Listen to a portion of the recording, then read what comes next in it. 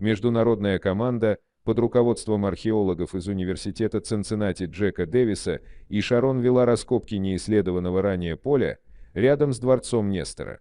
Археологи решили копать в том месте, где из земли были видны три камня, которые они приняли за остатки дома бронзового века.